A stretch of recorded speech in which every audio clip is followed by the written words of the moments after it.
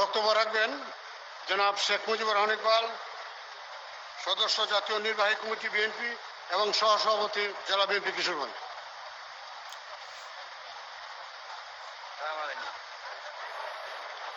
বিসমিল্লাহির রহমানির রহিম।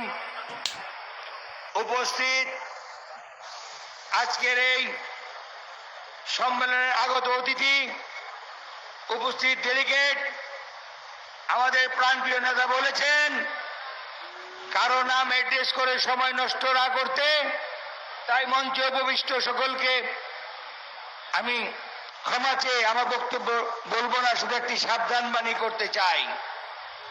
দীর্ঘদিন আন্দোলন সংগ্রামের পর আমরা যখন দেশে একটি অবাধ ও সুষ্ঠু নির্বাচনের জন্য অপেক্ষা করছি, ঠিক সেই সময় যারা এই দেশের স্বাধীনতা বিরোধী, সাথে কিছু কিছু কবুতরের বাচ্চারা নির্বাচন চায় না।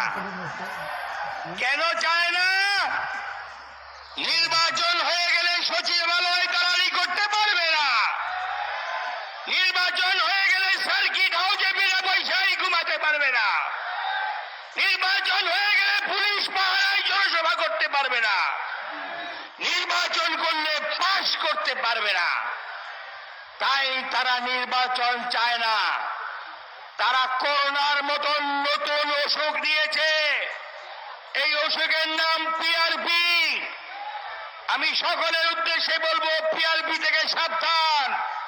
আর যারা পিআরপি চায় তাদের উদ্দেশ্যে বলবো, বিএনপির নেতা কর্মী ভ্যাকসিন দিয়ে এসেছে, আপনাদের পিআরপি তাদের কিচ্ছু করতে পারবে না। সকলে সুস্থ থাকুন, ভালো থাকুন। আগামী দিনে আন্দোলন সংগ্রামে আমরা আমাদের ভারপ্রাপ্ত চেয়ারম্যান জনাব তারেক রহমানের নির্দেশে উপেক্ষা করছি। ধন্যবাদ সবাইকে।